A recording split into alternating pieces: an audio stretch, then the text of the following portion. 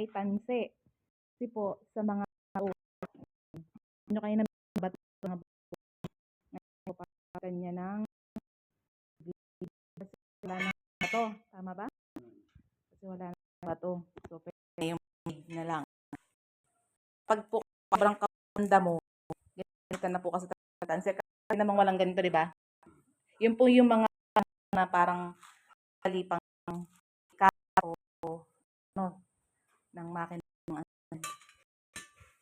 Sa mga hindi pa po nakakaano nito, nakakakita ng eksakto, po ang tawag po dito ay grass cutter. Brush. Kawasaki. Brand niya guys, Kawasaki. Ayan. Kawasaki ang brand niya. Tapos ang ginagamit po ditong gasolina ay green. Pwede rin naman yata po ang pula. Pero ang binili niya po dito ngayon ay green. Titiman yung easy pero pag binuhat nyo to guys, mabigat din eh. Kaya hindi kaya ng naman siguro pero hindi lang madali operate. Kasi ang pinakamanubela niya, ito kapag inaano, ginagalaw na sa damo. Hasa muna niya para medyo mataas ang blade. Yung blade niya. Yung paghahasa. Hasa-hasa. Full storage na naman ako nito guys. Ang late na ng storage ko eh. Ayan. Tsaka ginagamitan niya ng protection. Papansin nyo guys, meron siyang shades. Kasi kailangan niya kailangan protection yun sa mata. Pero yung facial para protektado para sa ano. And then, syempre meron bota. Meron siya bota. Kasi nga naman sa ganun sa mga hindi natin ang agad nakikita para security kasi ngayon damo. Yan, hinahasa niya. Blade ang tawag dyan guys, blade. Blade sa grass cutter. Hindi niya ng mata. Ito, mahaba naman po ito na nabili. Mahaba. Diba ang galing niya? Kaya niya yung mga baging na damo. Yung iba po nakakaalam. Ang dami pong ng damo. May masamang damo. Charot. Pinapatawa ko lang kayo guys. Ayan. Siyempre kailangan naman natin tumawa para mawala-wala stress natin sa buhay at gumaan naman ng ating pakaramdam. Kasi nga sabi nga nila ang pag-smile at pagtawa ay nakaka-release ng mga cholesterol. bad spirit o bad mood. Kaya kailangan mag-smile. Hindi lang pala sa motor may tatak na Kawasaki. Ito rin sa grass cutter. Tumina kasi guys, yan yung makita. Yan. Kawasaki Electronic Ignition. Ano yan? Ayan.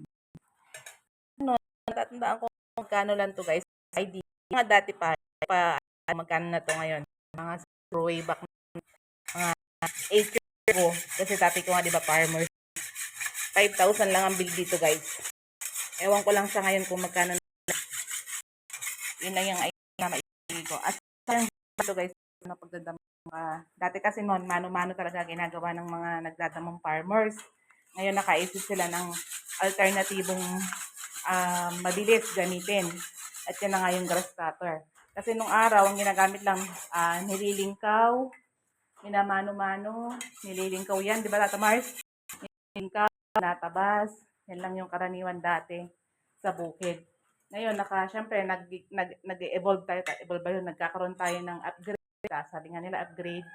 Kaya ayan na yung na-upgrade. Ewan ko kung anong year lumabas tong grass cutter. Na malaking tulong lalo sa mga magsasaka. Kumbaga, pinabilis yung pagdadamo ng bukid. Mostly ang dinadamohan nito guys, yung hindi nakakaalam kung saan ginagamit. Bukod sa bahay, sa bukid po, ginagamit yan sa mga pilapil. Kung mapapansin niyo po yung tinatawag na pilapil, kapag pumunta ka sa bukid, yung pinakadinadaanan mo ng tao, yun yung pinakapilapil. Tuturo ko sa inyo guys. Kaya ano ko tong, ayun. Mapapansin niyo yan yung bukid. Susum natin. Ayan. Yung tawag din na pilapil guys, yan yun.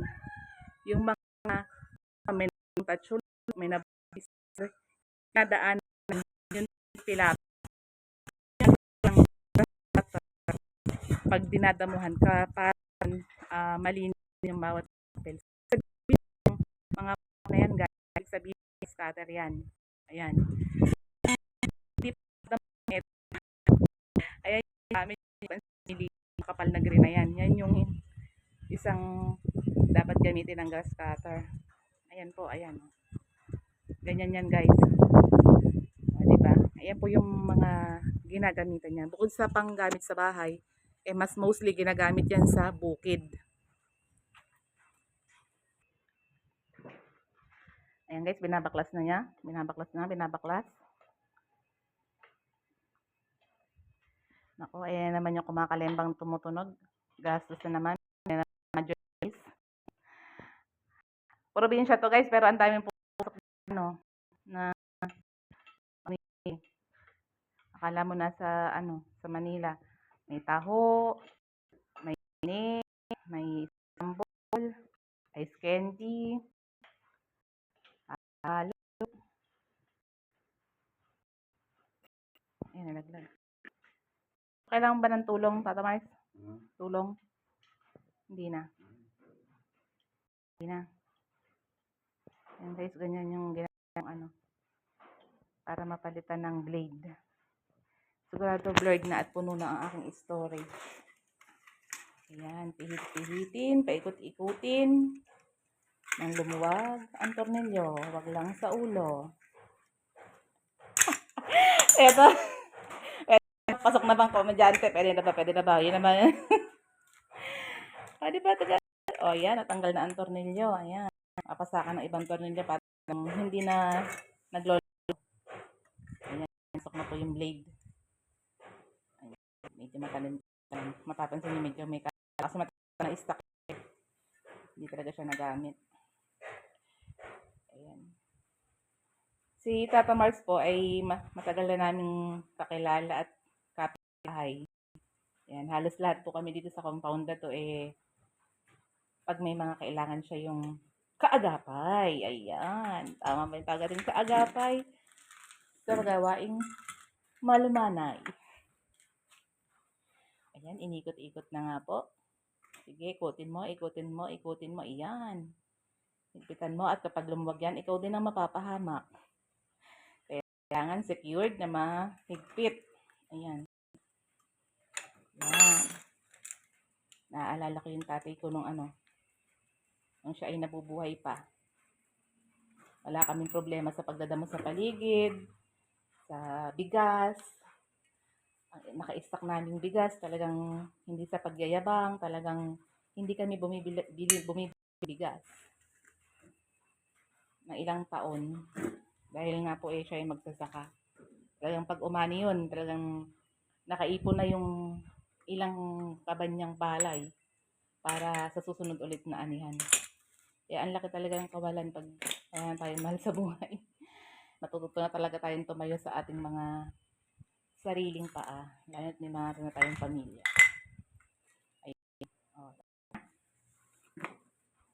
Kailangan mo ng merienda. Bumili ka. Ay, salamat ko guys, papatawa ko yung masyadong seryoso, oh. Bilis-bilis na matatamas, wala na ako na trabaho. Ay, nako. Ayan guys, yan lang muna. At tapos na yung pagkakabit niya ng, ayan. At ayun yung inalis. Yan. Shadow ang anta mo, oh. Yan po, that's all muna, guys.